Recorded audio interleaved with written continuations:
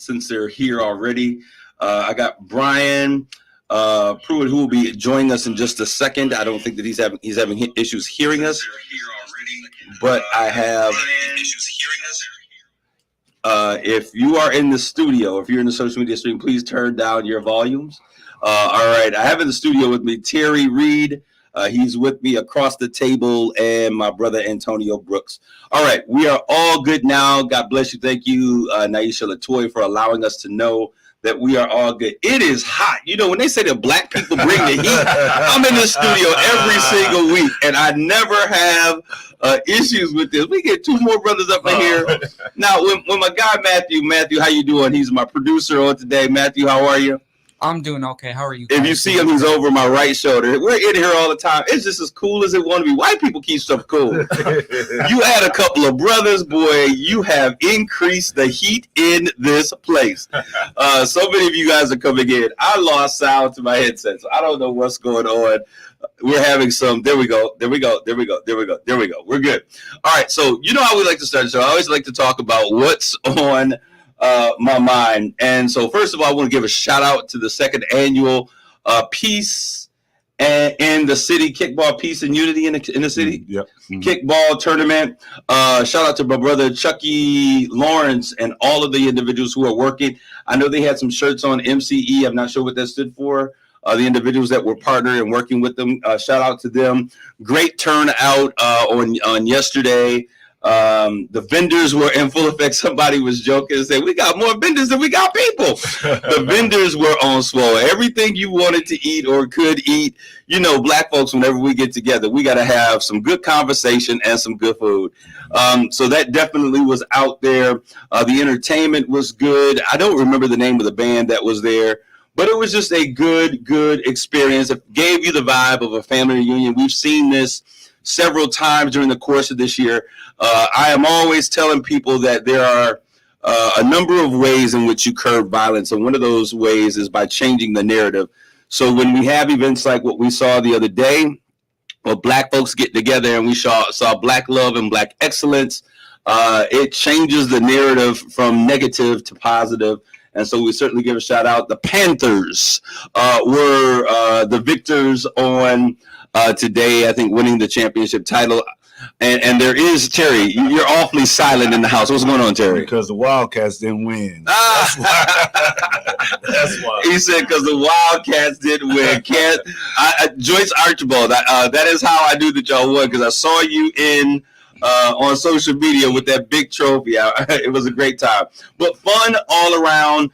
And this takes me to the next thing that I want to talk about. I did run in as I was coming into the studio. Shout out to all of those Panthers and everybody who supports a Panther, ever been a Panther. Congratulations, kudos. Terry's big enough to say that. Come and say congratulations, Panthers. Congratulations, Panthers. All right, so Terry has been.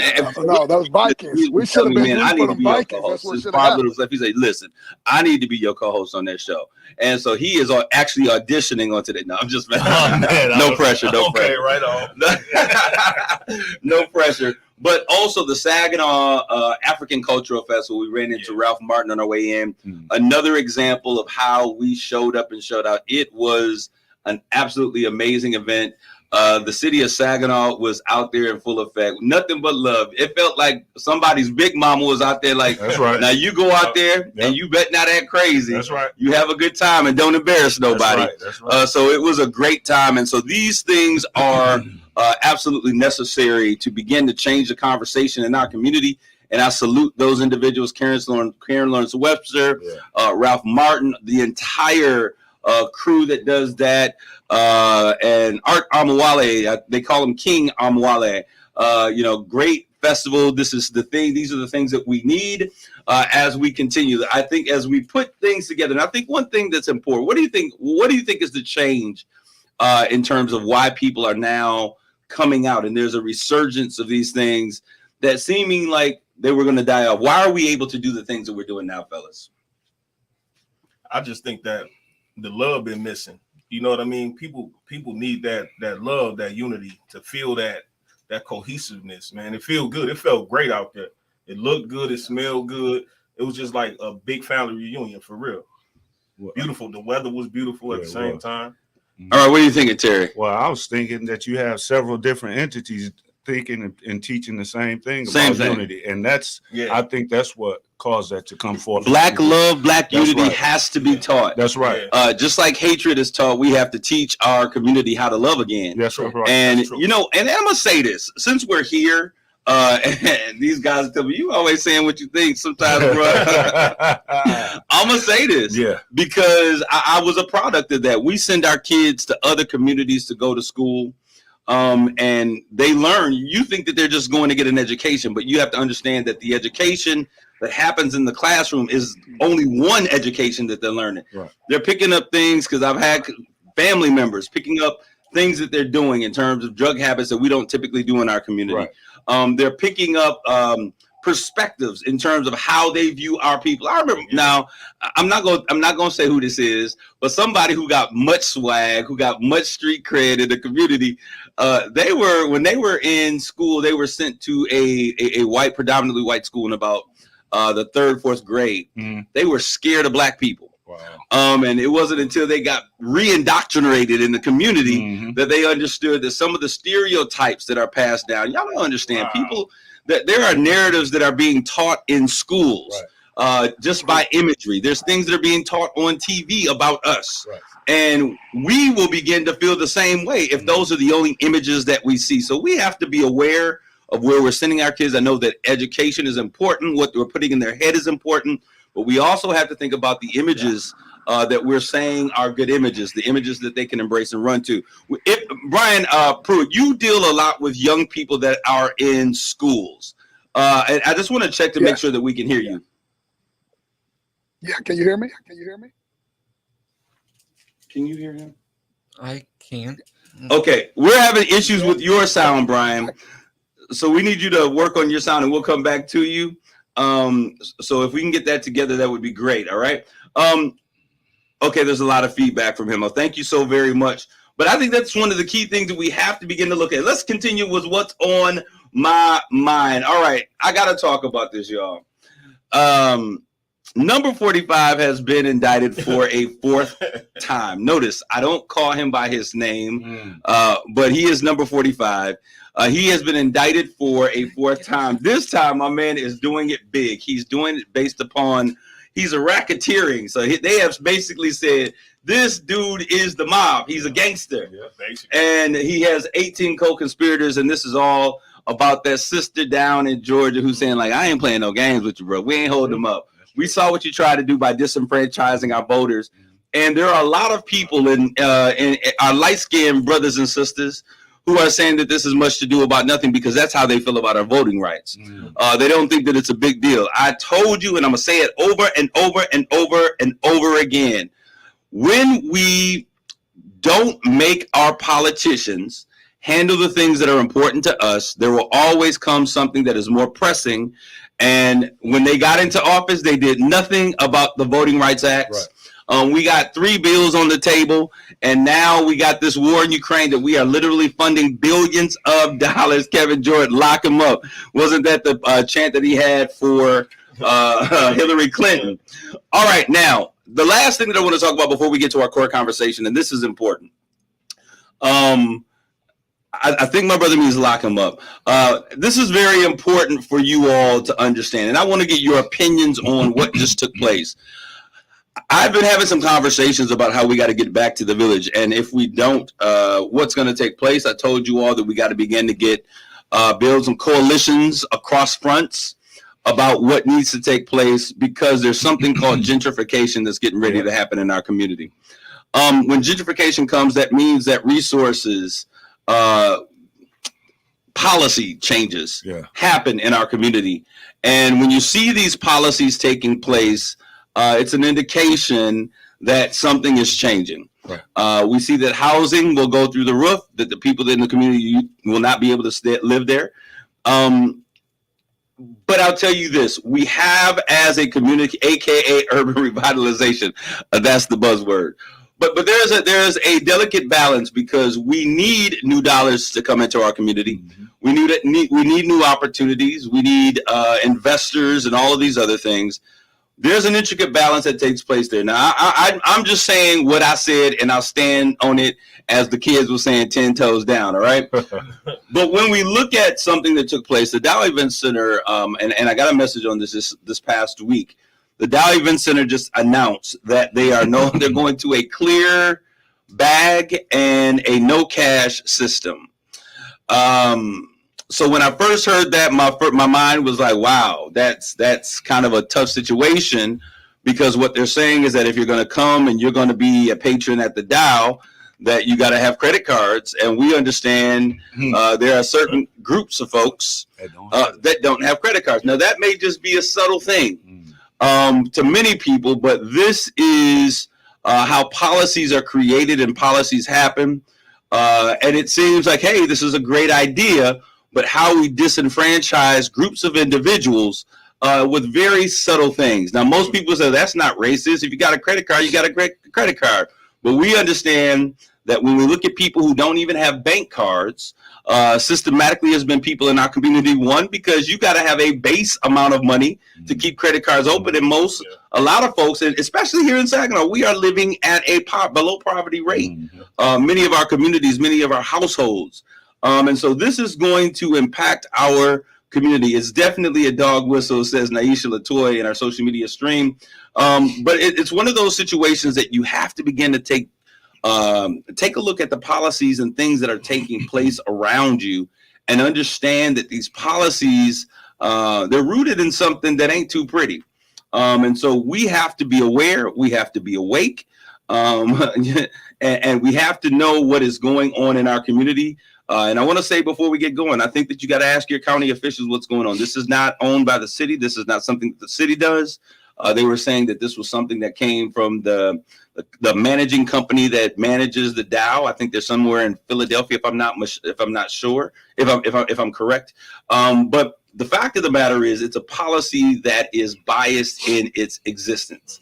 And so we have to begin to ask those questions. We've got to begin to blow the alarm and set signals. Now, if this is a situation, and I hope that this is what it is, where you can take your money in, there is no fee, because oftentimes when you have those systems, you put cash in, you sometimes have to pay a 2% charge to get a card. There are systems, and I've seen this. I think it was at the Dow Diamond, where you can actually put money on a card and there is no fee. That needs to be the thing that takes place. But if we don't say anything about it, this will continue to go on. And this will be the first of many policies that seem like great things. They seem like progress. They seem like restructuring and revitalization, but they are laced with undertones that keeps a certain group of folks from being able to utilize the resources that are in our community. I said this, pay attention. It is the beginning of a new Saginaw. We've got to be aware of these things, and we can't fight change. We have to be a part of the change that we desire to see. All right, so we're going to try to see if we can bring BP. I don't know, Brian Pruitt, if you're still able. We're going to see if we can get you in the social media stream. Brian, are you there? Yes, can you hear me? All right, I can hear you. Social media stream, are we able to hear him? Is there any feedback? Let's get a feedback for everyone. Someone asked me the question, well, is your show a radio program or is it about engaging the community? It's both. All right, so we're doing well. So I want a radio program that we can broadcast out that talks about the social ails, the strengths, how we empower our community, but it's also about engagement and bringing our community to a greater playing field. All right, so we are here, and we have these men that are in the room with us today, and they sit here like, this dude, we just gonna sit here and be your backdrop. But I got Terry Reed, give a shout out to the Straight Talk audience. Hello, Saginaw, what's popping? All right, and we got Mr. Brooks in here, Antonio Brooks in the Saginaw, in the stream for Straight Talk. What up, though, Saginaw? And all of you know the quintessential, the youth coordinators, a man about town, power of dad. Brian Pruitt, he's with us as well today. B. Pre, give a shout out to our audience. Hello, Saginaw. Love you all. All right, so we are here today, and I want to talk about help. And we're going to give a target. If you guys see Terry in the social media stream, he's got his lime green shirt. He is the only one who understood the assignment on today. We've been wearing these lime green shirts all over the city of Saginaw, but he came in here today. Seems like that would have been something that would have been on our to-do list. And we're going to talk to you today as men, as Black men, as men who are concerned about their community, about something that we're trying to put together. We're not trying, we're doing it. I'm not going to say we're trying to put it together. We're doing this, that we're putting together to really make an impact in our community. There is no, we're not lost on the fact that gun violence has been a serious issue that has plagued our community, and it has just increased in a way that we could never have imagined. And one of the things that I need us to understand is that violence and gun violence and drugs and crime, you cannot do one single thing to quell the issues. That's or right. To stop it from happening. That's what the other folks tend to do for us when they fix our problems for us. But I told you all on last week that the epidemics of drugs, they want to act like drugs and guns and violence is something that is endemic to Black communities or communities of color. But I shared with you all on last week how even the drug game, the government planted drugs, crack cocaine, the one that is destroying our communities, cocaine into our communities to fight a war in Nicaragua. If you don't believe me, go look it up. There's a movie that everyone loves called Snowfall. That's right. That it chronicles that very existence of the CIA, agents of the government, putting these things in our community. And then, 20 years later, 30 years later, in 1984, we come up with the crime bill because they look at what's the issues in our community. Right. And they begin to penalize brothers who are in the corners, pushing, trying to make a living, because you can't be at home with your child and your baby mama, because if so, then they gonna get cut off the system. That's right. Yep. So brothers are forced to make some decisions, to do some things in this thing called life. And the punishment for things such as rock cocaine receives such a greater level of punishment than things such as powder cocaine. Same thing, different form.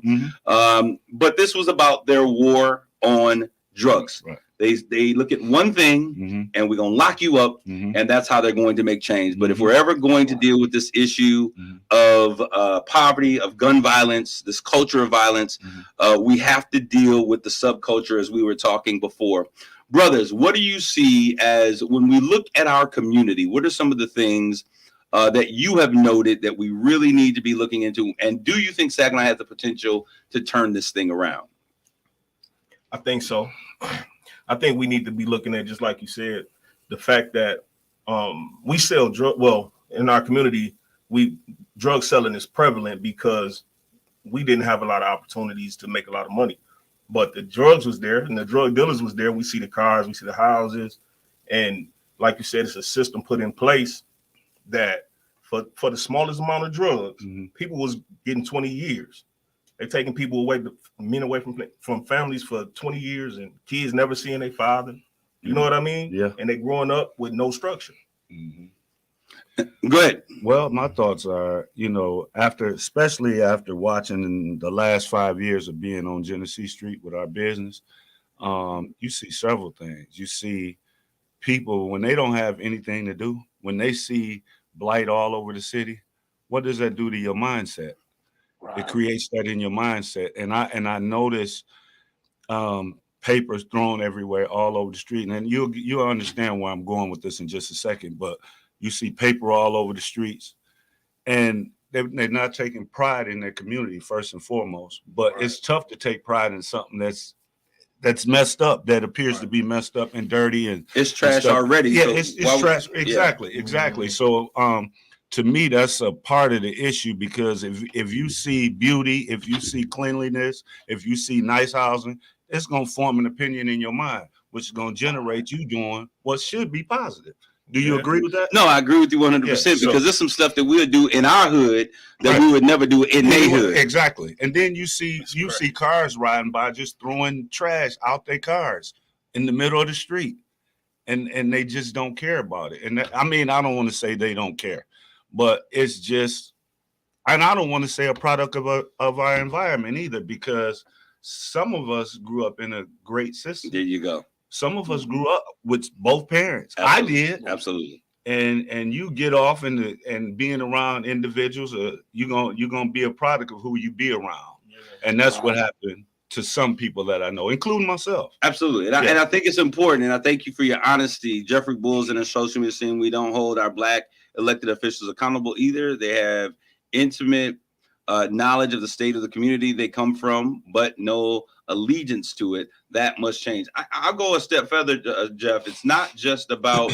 holding our politicians accountable. It's also about holding ourselves, and our communities accountable. That's first and foremost. It's about us saying something. When we see something in our neighborhood, we have to set the standard for what will be acceptable in our communities as well. And I don't see us doing that as well. But Brian, you're out there right now. So we talk and we look at these things. Growing up with young people in our community, and this is what help is really targeted towards. So if you're listening and you just tuned in, the conversation that we're going to be having moving forward is, how do we begin to change not only the narrative, because we can change how we tell the story, we're the authors of that, but how do we change the conditions? How do we change what's available? How do we begin to change mindsets, as Terry's just talking about? But we have to have some real tangible changes in terms of education, access to opportunities, employability, and really begin to paint a different picture for these young people. Brian, you work with young people all the time. I want to hear what you have to say. Yeah. Well, bottom line is this. Saginaw, I will say this much. We're headed up, and we're headed up because of the type of people, look at the people that are here today. Okay. And the people that we know of. There are some incredible people fighting for this city. And I'm happy to be a part of it. One of the things I want to pinpoint is what's happening with help.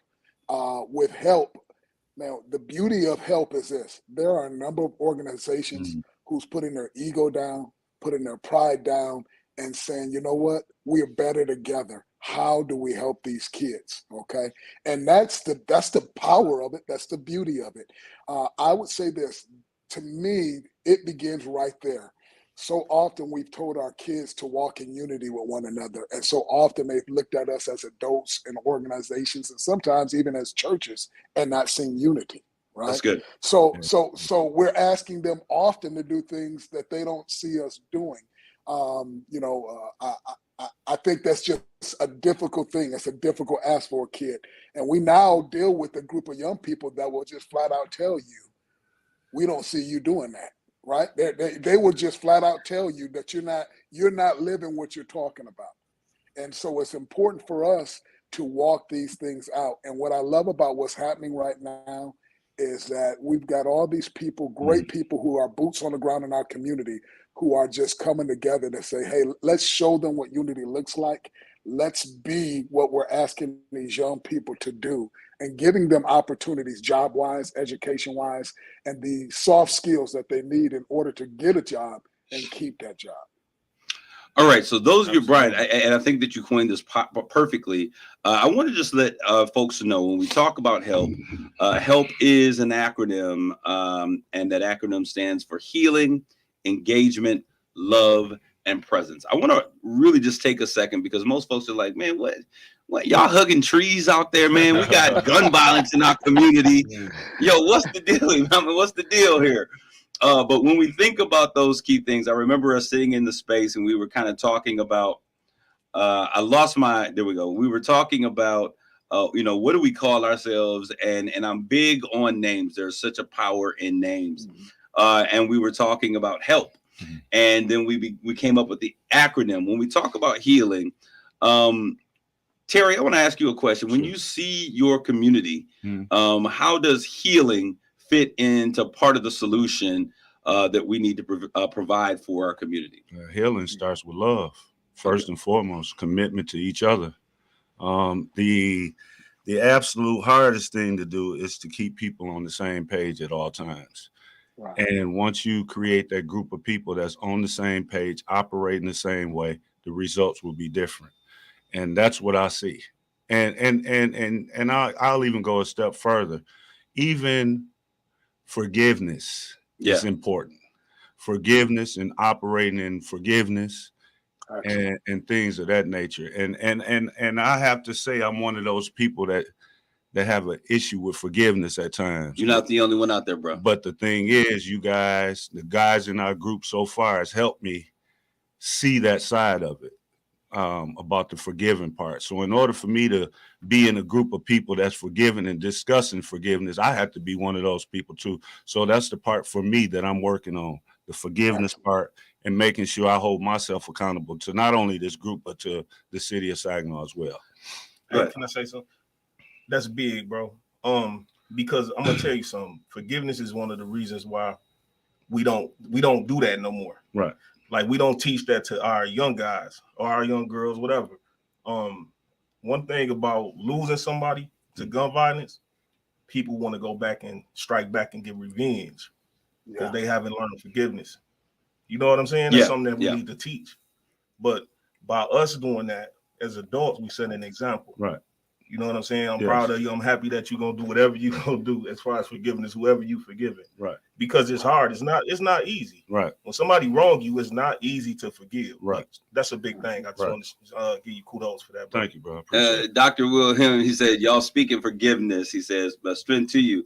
One of the things we need to understand is that forgiveness is about healing. Absolutely. And so as we look at this, we look at our community, we there's some things that we have to I'm not one who's going to continue to hold on to something. You got to let it go because it's really about healing the individual. Because forgiveness is not for the other person, it's for yourself. We heard that a million times. Yes, we have. So if we're going to change our community, there's some things that we must forgive. Brian, we were in Florida one time, and we were talking to a room of 300-400 men and boys, and we were. I remember that. You remember that, and you stood up in the middle of them, and we were there to talk. And I want to say this to everyone because this program is for young men, for us to engage them. But what we're learning as men is that there's so many areas that we still need healing and That's we right. still need forgiveness. That's right. And we need someone to speak to the little boy that is inside on the inside of us that is overlooked. That's right. But you said something in that room, and I remember all of the celebrities, the athletes, the basketball players. Tom Joyner was in the room, and you did something which was the greatest apology never given. Do you remember that?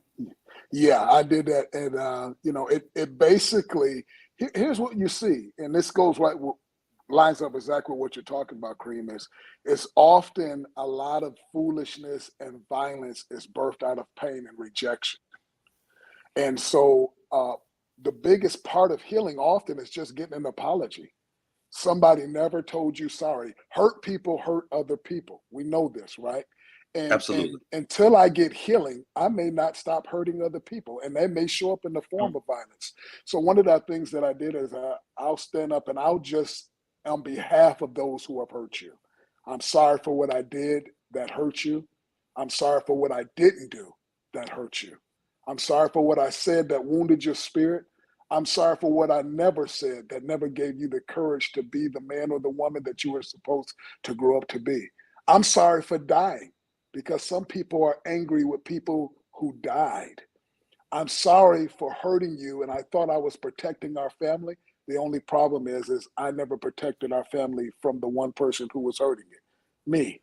I'm sorry for not attending your games. I'm sorry for not teaching you who you are as a man, or sorry for not teaching you as my daughter what type of man you should be looking for. I'm sorry for not teaching you the power of your name. I ask that you forgive me. And I think that when people just begin to hear words like that, it begins to bring healing. And what healing does, it allows you to mature, to grow up. I think that's so powerful. He just went deep. I think that, but this is the conversation this is the conversation that has been missing for so long for brothers to have with one another. That's right. Now we're coming in and I want our community, we've been meeting for about a month and a half, 2 months or so. Mm-hmm. And we've been talking.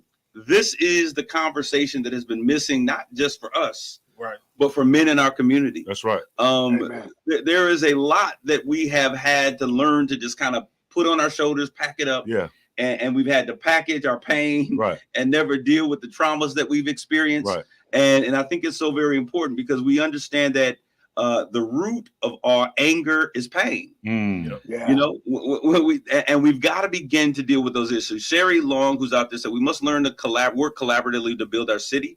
We must also start holding the people representing our city accountable. We said that our city has an awesome potential. We also have to be open to new ideas, change from our futures. We've got to get out of this I mentality. That's it. Because I did not get us in this situation. That's right. We did. And sometimes it was not us that found ourselves, as we were talking about, that put these negative things in our community. But we've got to take accountability for where we are. That's today. right. One of the things I always share with folks is that when we have these situations, that it's important for us to begin to take a look at where we are.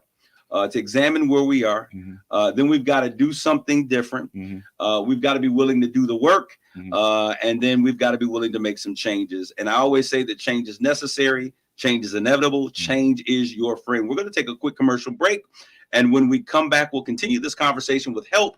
We're going to lay out the plan for what we're getting ready to do and make a major difference. We're going to make it happen, all right? All right, so you guys stay, don't go away. We'll be back with more of Straight Talk right after this commercial break. You're listening to Straight Talk with Kareem Bowen on Kiss 107.1. This month, everyone's heading back to school. But while you've been busy buying new notebooks, backpacks, and lunchboxes, I've been coming up with a plan to help you buy a ride that's too cool for school. Hey, it's Ryan Wassick from Bell Wassick GMC Buick, home of the lifetime warranty. And I've got your key to looking fine in the car line. Right now, you could drive a nicer, newer car for just $9 down. Don't sit in the car line in a car you hate. Ditch your old ride and drive a nicer, newer one for just $9 down. And hey, if you've gotten a low credit score from the School of Hard Knocks, don't worry. My credit specialist grade on a curve and work hard to try to find the right bank for your situation. So if you want to look fine in the car line this year, visit me to finish your back-to-school shopping. you could drive a nicer, newer car for just $9 down. But hurry, this deal's done when the school bell rings. I'm Ryan Wassick, and I'm your dealer for the people. See all my A-plus rides at RyanApproved.com. That's RyanApproved.com. Credit and $9 down require bank approval. Negative equity may be refinanced. Offer absolutely ends August 31st, 2023. Clap your hands. If you're happy and you know it and you really want 5-year-old Lila and her mom are on their way home from Grandma's, singing Lila's favorite song. A few blocks away, 25-year-old Dylan is visiting friends at a small party. He finishes off his last beer, later, skater, gets in his truck, and starts for home. Mom and Lila turn onto Maple Street. If you're happy and you So does Dylan. If you're happy and you know it and you really want to show it. If you're happy and you know it, shout hooray, hooray!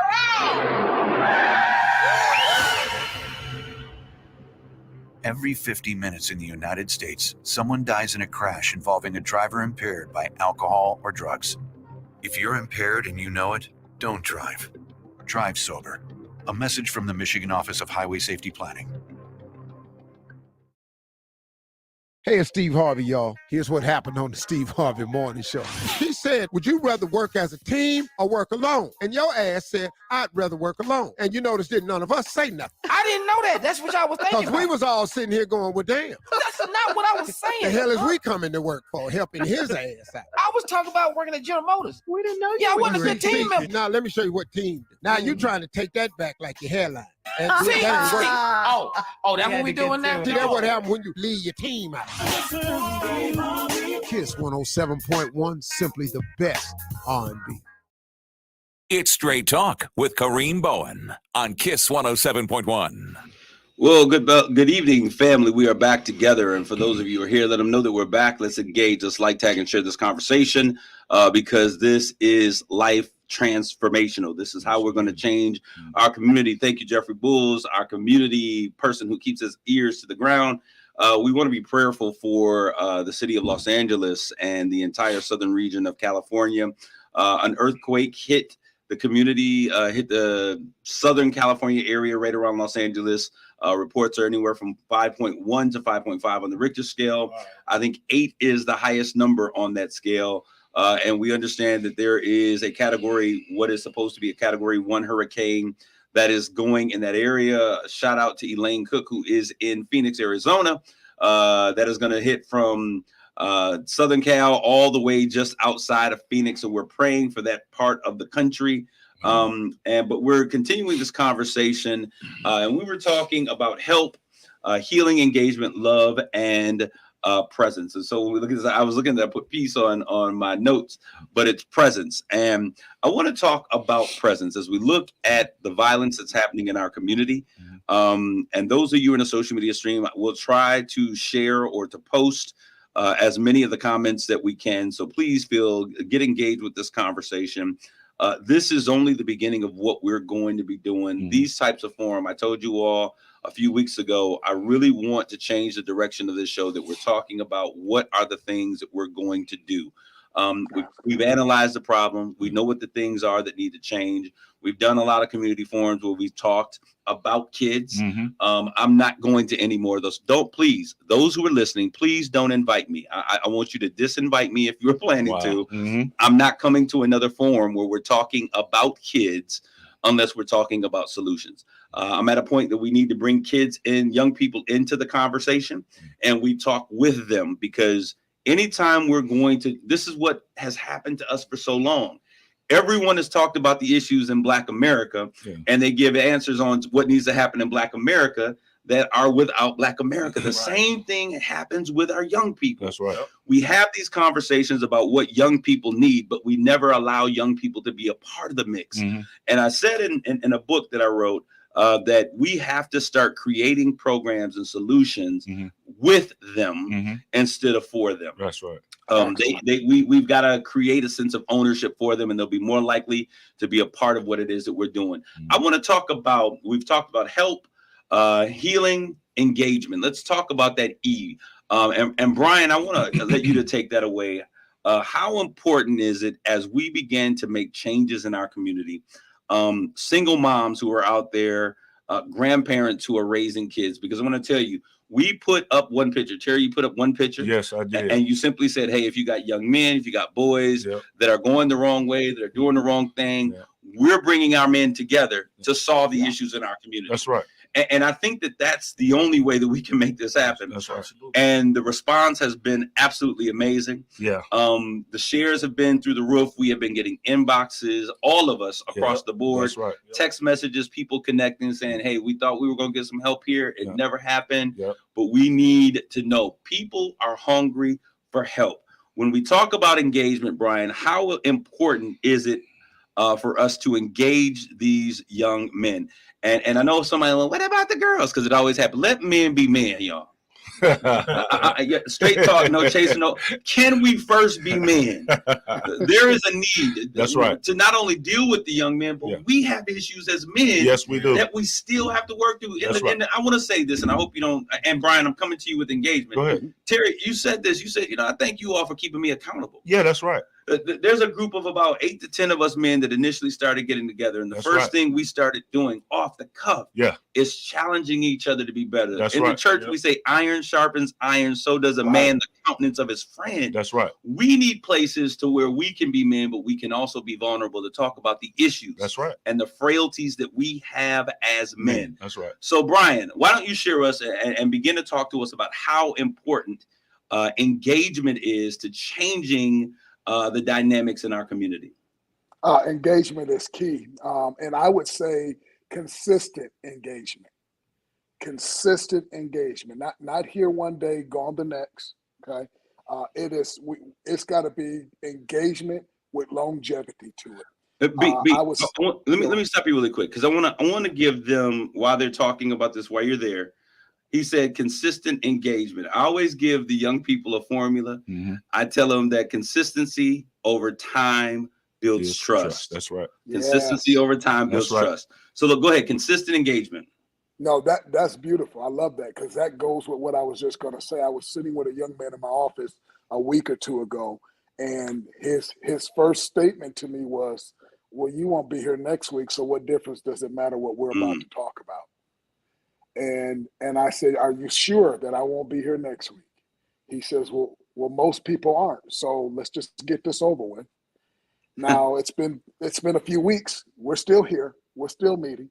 We're still gaining his trust. I can see his guards going down.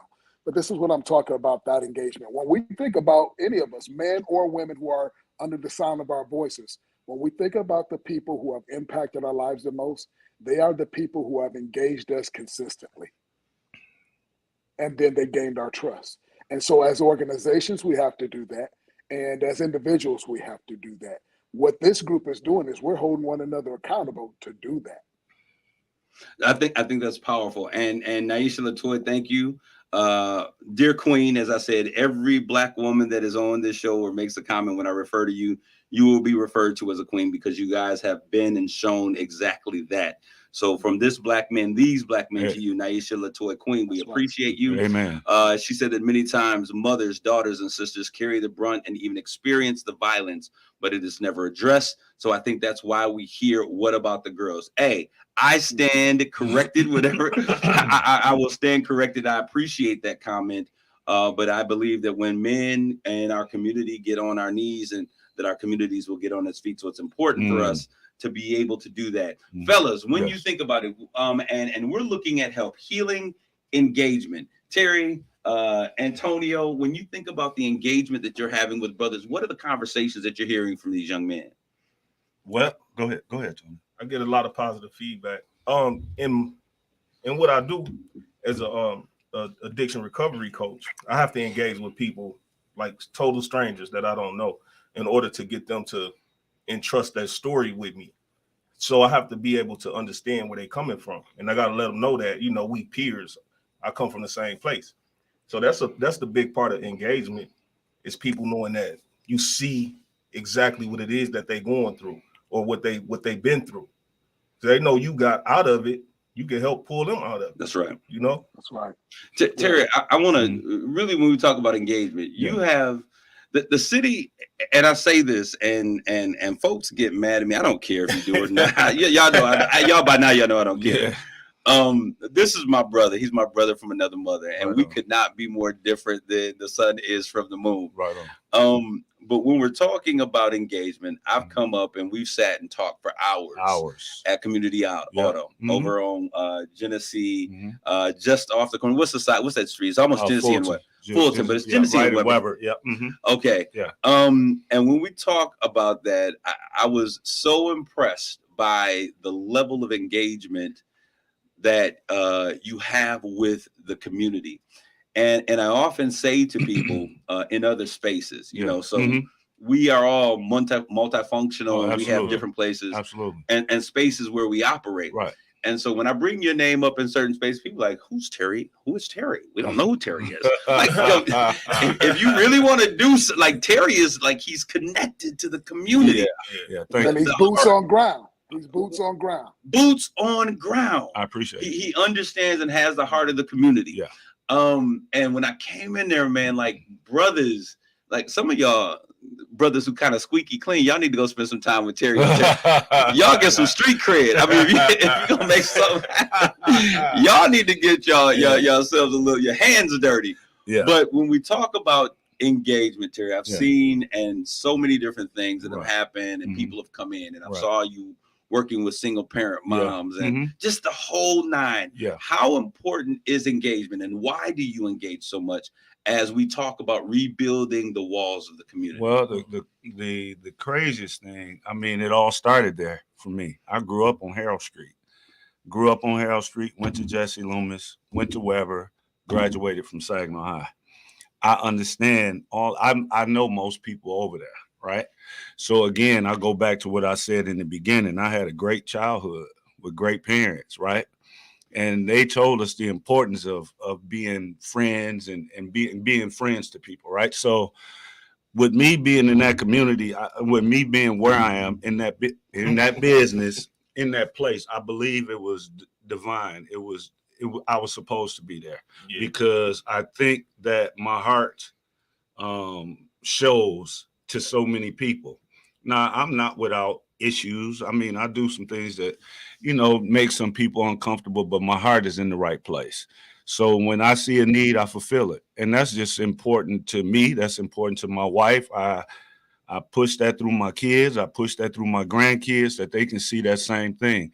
Anytime you love a community, you got to do your part in that community at the same. You can't talk about it. You got to be about it too. And I just like for people, when they're in need and they need some help, come see me. That's what we there for. And, you know, we like to plant good seed all over the city anyway, my wife and I, community auto. I think that's just important. When you in the community and you not taking, but serving the community, and they paying you their money for your services, it's your responsibility as a business owner, as a citizen of that city, that you give back to those that's in need of your help, because that's who's spending their money with you in the first place. Man, I think that is so super important and such a powerful thing for us to understand. I want us to begin to talk about, so that the people understand exactly what we're doing. When we talk about help is our name, and the shirt that says that help is on the way. Help is here and on the back. It shares a number of things that we're looking to do. And as we were having conversations, and I told you this is a multifaceted approach, we didn't want to just say, hey, we're going to have a march and that be it. I think the community, the city, and everybody is over marches, right? Yeah. But I need y'all to understand that civil rights, it started with marches. Yeah. Right. And what if Dr. King got tired of having marches? What it does is it keeps the issue at the forefront of your mind. Yeah. One of the things, the P in this is for presence. We want to make sure that we are not necessarily marching, but we're showing up in events. That's right. And I want to talk about the DNA of the man that we need to be a part of help. And I want you brothers just to kind of share a little bit. What's when you look at the DNA of the brothers that we need to make this change happen, what do they look like? Where do they come from? They come from the households of the ones that's out here that we need to help. the ones that's, you know, like we got the guys, like you said, we got the young guys that's already doing good in school, that's doing good at sports. But what about the ones that's in jeopardy of pulling that trigger? I mean, that's what we trying to prevent. Yeah. You know, we need to be able to approach them in the right way without offending them, without being some type of judgmental, but approach them and show them that we genuinely care, we genuinely love them, we want to help them and show them a better way. And if I could paraphrase what he just said, this ain't your grandmama's after school program. No, that's right. That's right. This ain't that. No, it's not. You know, this ain't that. This ain't that. We're not pad numbers. We're not reaching out only to the good kids. That's right. Yeah. We're reaching out to every young man that needs help. We don't care where they come from. That's right. All of us have a past and we come from somewhere. That's it. So it is really about us really reaching out to men. Terry, well, the DNA of a man. Well, the DNA of a man, in my opinion, we need the lawyers. We need the police officers. We need the guys from the penitentiary that's back on the street. We need the school teachers. We need everyday people. We need basketball coaches. We need the grocery store people, because we dealing with a multifaceted of people, of young kids. Maybe this time I can't reach them, but Kareem can. Maybe the next time you and I can't reach him, Brian can. Then the next time the three of us can't, Antonio can. Absolutely. Or Pastor Simpson can. And that's what I like about this team help. Because you got a group of guys that's about us, about we and not I. And we said, hey, I can't help, but let me shoot you. Let me shoot this person over. Not shoot. Let me let me direct you to this person over here. And I like that. Says the only way we're going to solve this issue is work as a cohesive group. And bring more cohesive people. It's people out there, it's guys out there that's doing a great job right now. We all need to link up. And what I like about help is we're not saying, nah, we're going to do it our way or no way. That's right. We're here to help you. We're going to stand in the background and support what you're doing. And that's what we need to make this thing manifest and happen in a big way, like I know in my heart that it is. All right. So, Brian, when you look at the DNA of the man that we're looking for help, what is your understanding? When you look at the men who are already present and are part of what we're doing, who's the man that we need? Because there may be a brother that's out there saying, you know what, I would like to get involved, but I got a couple licks in life, man. I've had some situations. What are the things that disqualifies a man from being a viable part of his community? I would simply say this. Antonio and Terry have said the type of person we're looking for. And I would sum it up in this statement. We're looking for men who have a heart for the next generation. If you got a heart for the next generation, the youth of this city, come and join us. Come and be a part of help us fight for the next generation of young people who are coming up in this city. It doesn't make sense. I talked to a mother yesterday who was sharing with me when we were passing out things at the event yesterday, the death of her daughter who was murdered. And my wife and I stood and prayed with her. We need as many boots on ground as possible, walking in unity. If you got a heart for the next generation, help is the place where you can come and serve. That's right. Bruh, you said that so powerfully and eloquently. I want to now just kind of talk about some of the areas. And I want you all to know that you guys can reach out to us. We do and have made ourselves available. There's an 800 number that you guys can reach us at. It's 800-545-8326. We can also be found on Facebook. Just type in Healing, Engagement, Love, Presence. It will pop up. When you see the green shirt, you know that you're in the right place. We wanted something that does not necessarily fly, but will engage us. You can also send us an email at helpsaginaw. That's helpsaginaw@gmail.com. And we want you all to know that these are the areas that we're looking to impact. It is a big bite. The Lord woke me up one day. And I got on and I started texting my brothers. You know, the first thing that we do, and when you become a part of this community, is that we send love and inspiration encouragement to one another. That's right. Through our text thread. That's right. You know, we laugh together, we pray together, we encourage one another. And I want to say this, and I mean this. This has been the best, the most encouraging thing that I've ever been a part of in my entire life. Amen. I have been a part of a number of groups that said that they wanted to make change in the community.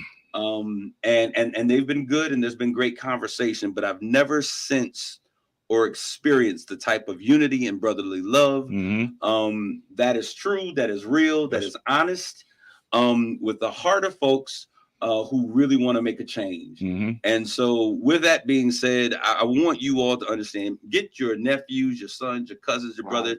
There are two platforms. There's the men that are doing the engagement. We're encouraging and strengthening each other. We're going to do some things in terms of training us how to work more effectively with young men. That's right. But then we're bringing these young people in, and then we're going to really conquer everything. If we're going to engage, we got to engage on every front. So we're going to be talking about being present. We're going to do mentorship, economic development, community activism, education, place setting, community building, coalition building. I see you, my man, Matt. Professional development, personal development for these young men, re-entry and recidivism. We have people that are working on all of these elements, and we're going to do this together at the same time. That's right. Skills training, expungement clinics. We got some dates coming up right now for a clinic that we're partnering with the Links and the NABE on making that happen. Affordable housing has to be an issue. Where are our brothers going to live? And then faith and fellowship. These are all a part, the DNA of a man. And so we have some brothers that are well equipped and enabled, that are doing these things already. Terry, you have been in business how long? 5 years. 5 years. And people are like, oh, he just changing tires. Do you know you have made it past the 3-year mark? Oh, man. And you're doing well. Yeah. And our kids need to I told someone this the other day. I was talking with students. They asked me to speak to their incoming juniors and seniors, and I did the keynote. And I was sharing with them that what I learned that was probably most important for me when I was at college was the fact that I could start and end something. That's right. That I could start and finish. That's right. And we need to stop allowing our kids to quit. Right. We don't think it's a big deal. You went out for the basketball team. You're not getting what you want, so now you want to quit. No. I quit. Right. I quit. Yeah. Because that quit on the court becomes a quit in life. No doubt. Absolutely. And we begin to quit on things that are life transformational. So if we stop that from the beginning, and these are conversations that only men can have. That's Women, my hat goes off for all of our queens that are out there doing the best that they can with what they have. But I want to encourage you all that when men step in and they're trying to assist, don't think that we're trying to take any spot, brother. If you're not in the place of your kids, don't get mad when you see other men have an interest. That's right. Understand that it takes a village to raise a child. Right. And to offer the question that Brian often said, and I've heard him says, but what happens when that village is on fire? This is the beginning of this conversation. Yeah. I want you all to really just go back once again. I want to share that information. That number is 800-545 8326. We're on Facebook right now. We will be on all the social media platforms. Send us a direct message. Tell us who the young man is that needs direction and help. The grandmother, we're here for you. If it's job readiness, professional development, we want to do all of that stuff. Emails, help, HELP Saginaw, HELP, the word Saginaw, @gmail.com. And we need brothers to join the fight. Go ahead, Terry, really quick. Real quick.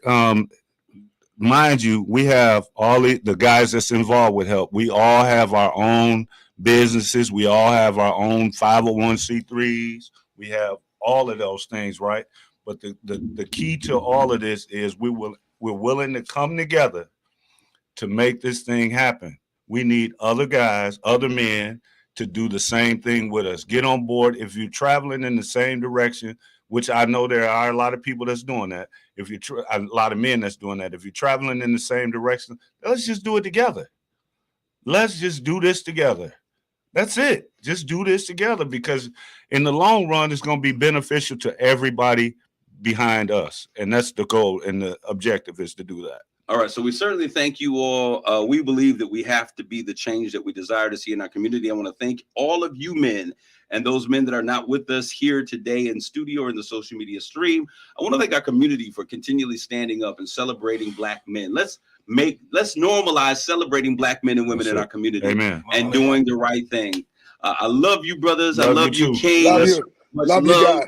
Love you, Brian. Love you. God bless Love you you all. guys, Take care man. of yourselves and each other. Grace and peace. Grace and peace. See y'all in a minute. You've been listening to Straight Talk with Kareem Bowen on KISS 107.1. The views and opinions expressed on Straight Talk with Kareem Bowen by the host